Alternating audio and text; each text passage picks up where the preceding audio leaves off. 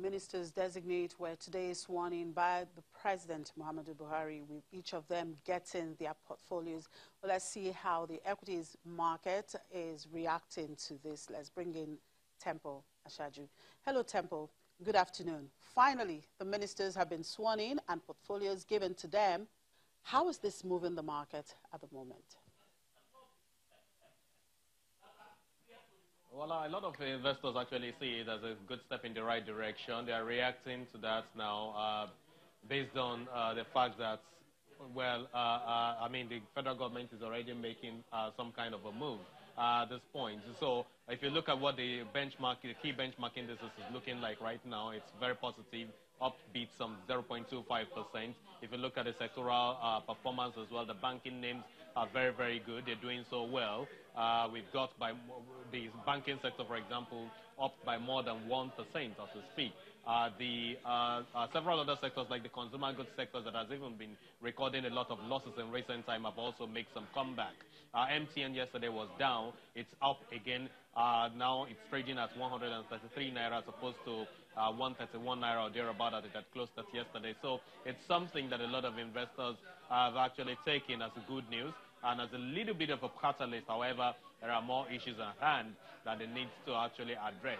And so now that these ministers have come on board, a lot of investors, retail and corporate, institutional investors, and probably the offshore investors will be waiting to see how these ministers will swing into action, hit the ground running, and start addressing some of the issues that have been left hanging in recent times. Chimeze.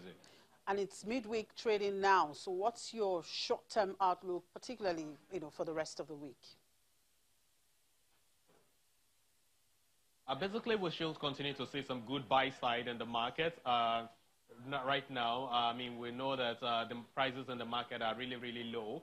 That's something that investors will continue to take advantage of. We also know that the fact that some banks are yet to release their numbers will also drive up performance for the market.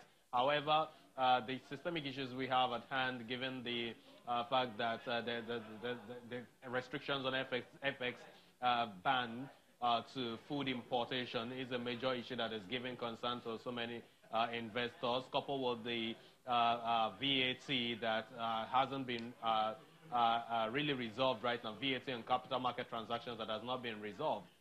Investors are waiting for the next incoming Minister of Finance to make a pronouncement on this particular issue. So all of these will continue to paint the market some kind of sideways trading.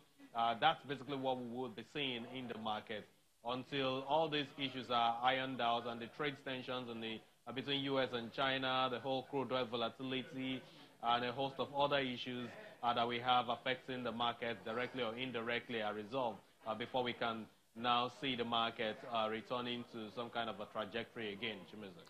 All right, let's continue to hope for the best. Thank you for the update. And South Africa's headline consumer inflation slowed to 4% year-on-year in July, its lowest in 7 months from 4.5% in June. Data from Statistics South Africa shows that on a month-on-month basis, prices rose 0.4%, the same as the previous month. Core inflation, which excludes the prices of food, non-alcoholic beverages, petrol and energy, was at 4.2% year-on-year versus a 4.3% increase in June and was at 0.4% month-on-month, the same rate as in June. And Zimbabwe's month-on-month inflation rate fell to 21.04% in July compared to 32.96% the previous month, as prices of basic goods increased at a slower pace. Finance Minister Mutili Nkobe on August 1 suspended the publication of year-on-year inflation figures until February 2020 because adoption of a new currency had impacted the base for calculating the consumer price index. Annual inflation hit 175.66% in June, the highest rate since runaway money printing and associated hyperinflation forced the country to abandon its currency in 2009.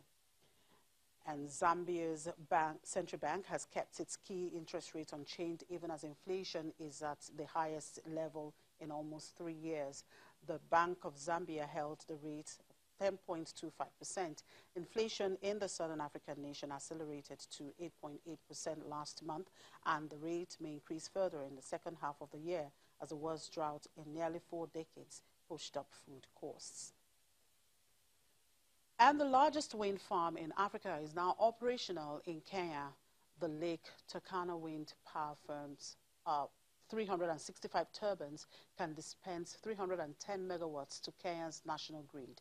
The project aims to boost Kenya's electricity supply by 13% and help lower electricity costs for Kenyan consumers.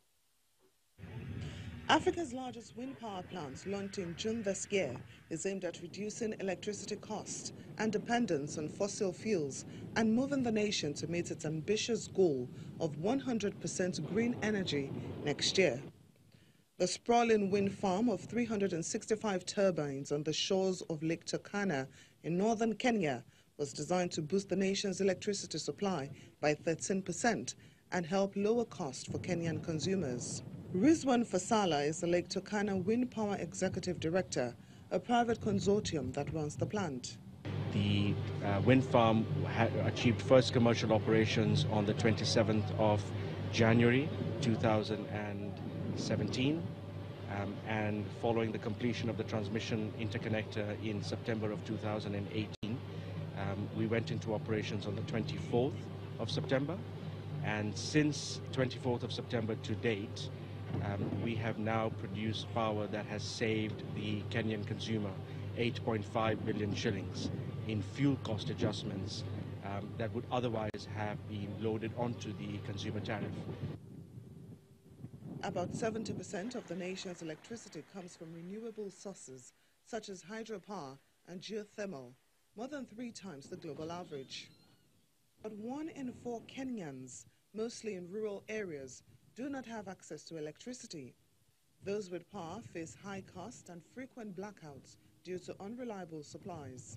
So during the day, we produce between 15 and 17% of Kenya's power. That is at peak demand.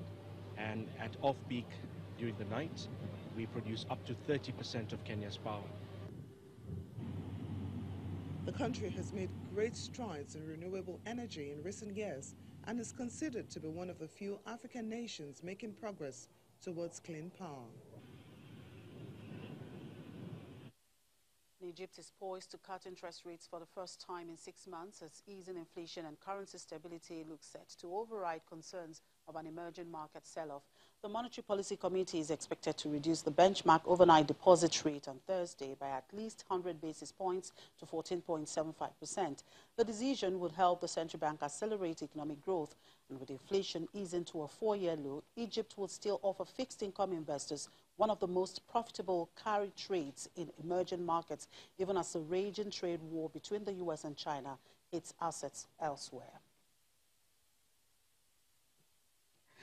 And that's a wrap on the program for today. Thank you for watching. I'm Chimeze Obi Iwago.